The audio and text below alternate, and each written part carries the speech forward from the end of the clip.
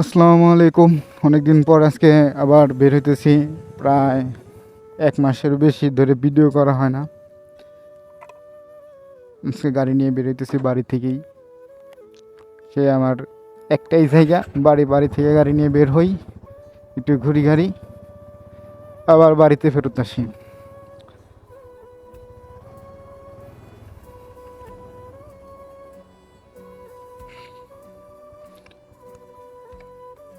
দেশের যে পরিস্থিতি ছিল এই পরিস্থিতির ভিতরে আর ভিডিও করা হয় নাই, কোথায় যাওয়া হয় নাই।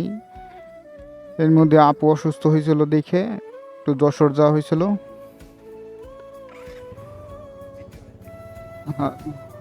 যশোরে গেছিলাম আম্মুরে নিয়ে, তাও বাড়ি থেকে বের হয়েছিলাম হচ্ছে 9টার দিকে বের হয়ে যশোর, আমাদের এখান থেকে পাটুরে ফেরিঘাটে যাইতে লাগছিল প্রায় 35 মিনিটের মতো লাগছিল। আম্মুরে নিয়ে এত জোরে গাড়ি চালানো যায় না, আর রাত্রে তো 10টার সময় ফেরিতে উঠছি ওখান থেকে। আর মাগুরা যায় একদম, ওখানে যাই একটু ব্রেক দিছিলাম। ওখান থেকে আবার 45 কিলো হচ্ছে যশোর। আর আপু যেখানে থাকে ক্যান্টনমেন্টের সাইডে, যশোর টাউন থেকে ওখানে 8 কিলো ভিতর। আর রাত্রে তো গাড়ি চলে খালি ট্রাক আর প্রাইভেট কার চলছে, আর মোটর সাইকেল হঠাৎ দু একটা দেখা গেছে। মানে ভয়ে ভয়ে গেছি, এত রাত্রে কখনো গাড়ি চালানো হয় নাই। রাত 1টার সময়, তাও দূরের রাস্তা। জানি না কেমন হবে ভিডিও, অনেকদিন পরে আবার শুরু করলাম আজকে।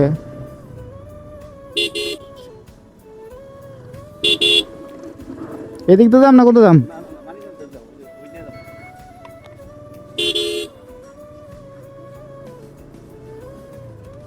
মানিকগঞ্জ হয়ে যাব বলধারা ইউনিয়নে।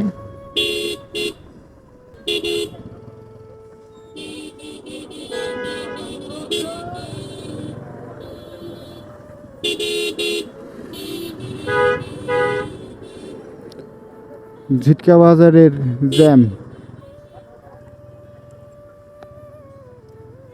সকালবেলা আসছি হচ্ছে কারেন্ট বিল দিতে, কারেন্ট বিল দেওয়ার সময় ওই জ্যামে পড়ছিলাম। আর আমার গাড়ির হচ্ছে পাশের চাকা বাদ হয়ে গেছে, এই RT-R2B-র।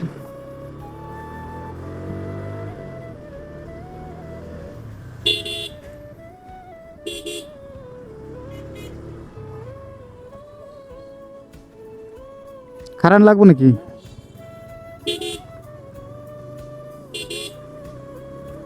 কাকা তো বোনের জামাইকে নিয়ে যেতেছে ওনার ইউনিয়ন পরিষদে।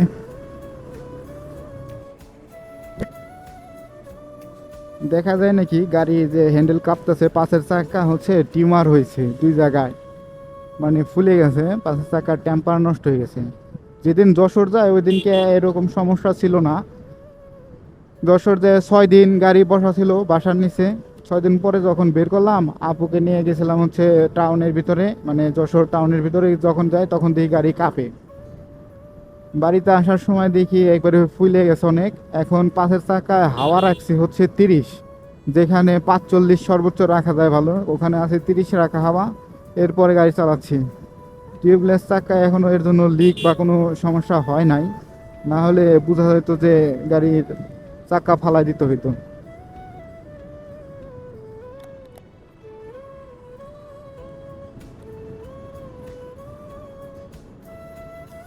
আজকে মানিকগঞ্জ থেকে ঘুরে আসার পরে গাড়িটা ঘরে রেখে পালসার চালাতে হবে।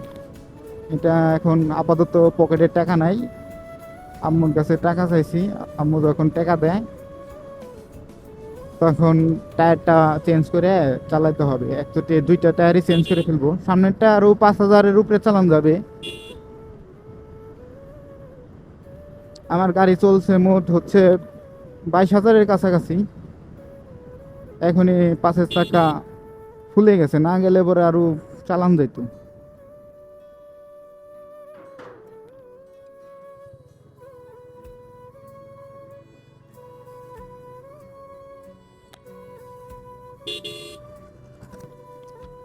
পিছনের চাকা হাওয়া কম রাখার কারণে গাড়ি প্রচুর মানে দুলতাছে, নড়াচড়া করে পাশের চাকা। আর ঝাঁকি একটু কম লাগে, কিন্তু গাড়ি মানে সকেট জাম্পার যেমনি খেলে ওইরকম ভাবে ঝাঁকিতে খেলতেছে। আবহাওয়াটা খারাপ, মেঘলা ভাব। এখন আগে গুড়ি গুড়ি বৃষ্টি হয়ে গেছে এখান দিয়ে।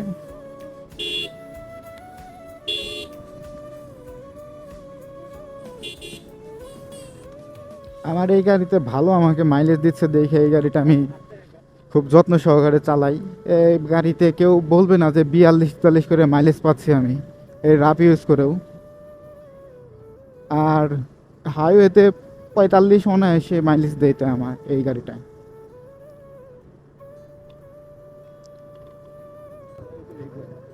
বাঠিমুড়ি আসলাম, নানু বাড়িতেও আসা হয় না, নানু অসুস্থ ছিল তাও দেখতে আসতে পারিনি।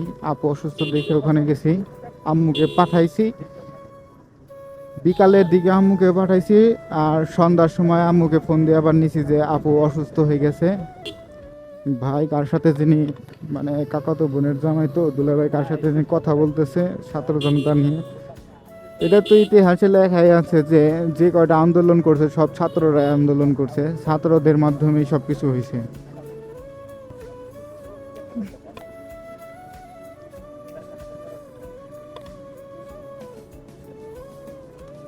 রাস্তার ভিউটা দেখতে থাকেন, ভিউটা অনেক সুন্দর।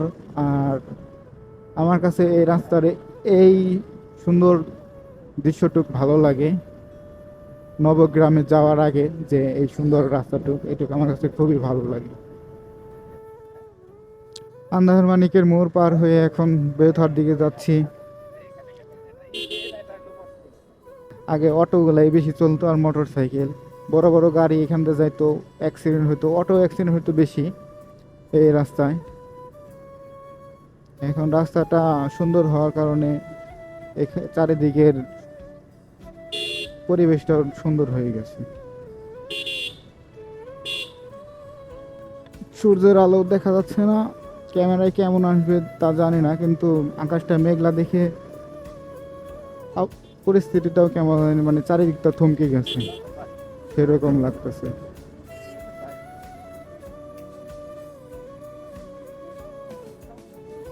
বর্তমানে এখন আর্মি মোতায়েন করা আছে, আর্মিরা জায়গায় জায়গায় সব ডিস্ট্রিক্টে যাওয়া আছে, থানায় পুলিশ কর্মবিরতি দিছে। তাদের এখন অনেক বড় বড় চাওয়া পাওয়া আছে, তারা দুই দিকেই খায়, মানে জনগণের কাছ থেকেও খাইছে তখন, আর নেতাদের কাছ থেকেও খাইছে। মানে যে দল ক্ষমতায় ছিল তাদেরই গুণগান গায় পুলিশ।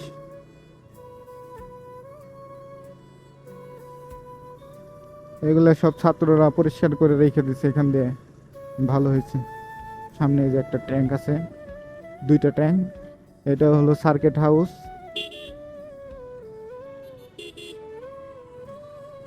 টায়ার না পাল্টাইলে আর চালান যাবে না সম্ভবত, ভালো লাগতেছে না গাড়ি চালায়।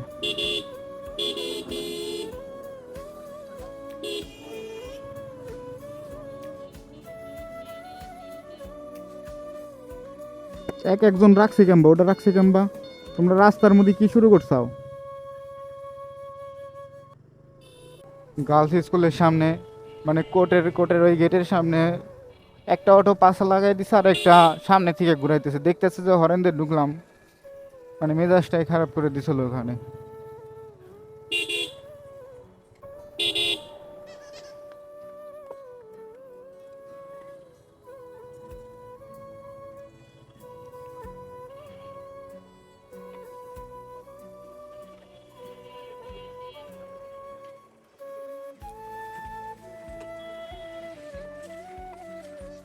দেখি ভাই কিছু কাজ করবে এখানে, সম্ভবত কাজ করুক। আর আমার মনে হয় একটু বিআরটিতে যাওয়ার দরকার ছিল, গাড়ির কাগজের ডেট অপরে গেছে। দেখি বাইরে বলে দেখি, যদি ওনার বেশি দেরি হয় তাহলে বিআরটিতে যাবো, না হলে পরে এক সময় যেতে হবে।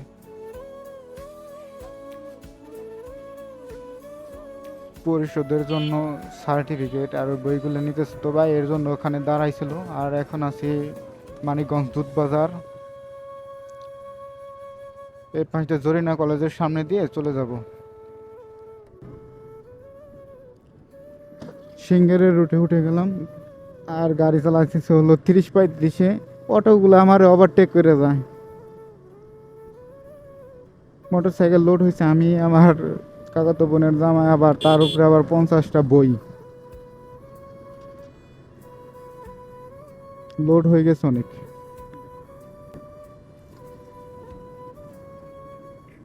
সিঙ্গারের রাস্তায় হচ্ছে সিএনজি, অটোরিকশা, প্রাইভেট কার এগুলো বেশি চলাচল করে।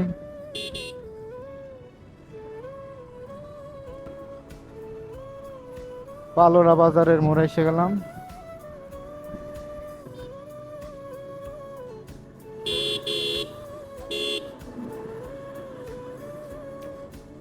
পালোরা বাজার।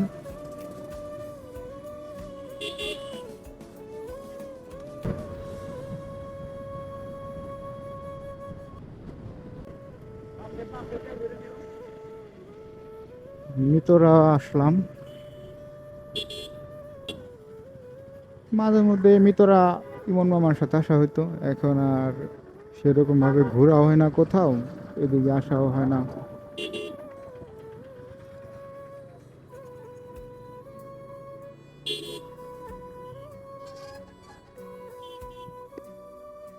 আসবেন কোন সময়? এনদে আসবেন না কোনটা দেবেন? তাইলে পরে ভরবানি, তো পরে ভরবানি তাইলে।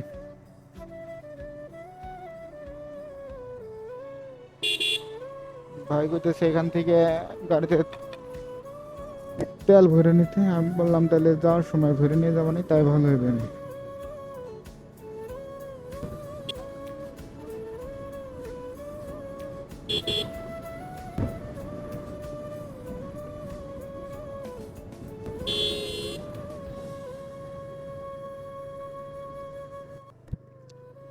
এখন ঢুকে গেলাম বলধারা ইউনিয়নের দিকে।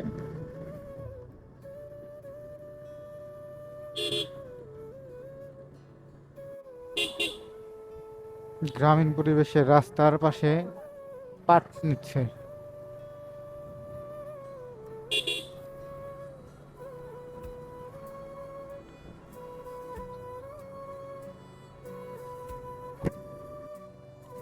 অনেক দূর পর্যন্ত আসলাম, যে ভাঙ্গা রাস্তা, খুব কষ্টে চালায় আসছি। আর এখন ইট খোলা, দুই পাশে ইট খোলা আছে, আর এখান দিয়ে ইটের গাড়ি চলাচল করে, এর জন্য হচ্ছে হলো ভাঙাচোরা রাস্তা। এর আগে প্রথম যখন আসছিলাম তখন এত ভাঙ্গা রাস্তা ছিল না।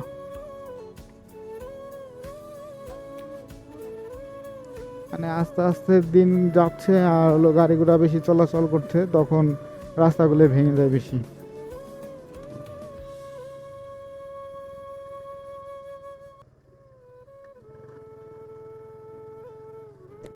আসলাম হচ্ছে বলধারা ইউনিয়ন পরিষদের এখানে।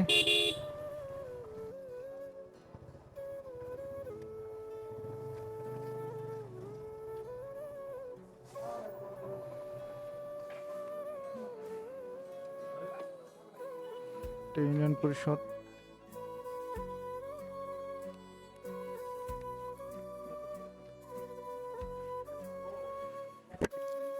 প্রায় 3 ঘন্টার মতো বলধারা ইউনিয়ন পরিষদে ছিলাম। এখান থেকে এখন চলে যাব, আর হচ্ছে কি বাহিরে গুড়ি গুড়ি বৃষ্টি পড়তেছে অনেক। বৃষ্টির ভিতরে এই ভাঙ্গা ফোন নিয়ে আর ভিডিও করতে পারবো না, তাই এখান থেকে বিদায় নিচ্ছি। সবাই ভিডিওটা দেখবেন। আর শহীদ রফিক এর বাড়িতে যাওয়া হয় নাই, বের হই।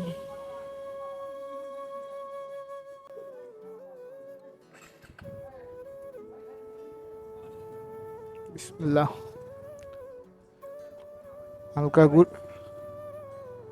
হালকা গুড়ি গুড়ি বৃষ্টি পড়তেছে।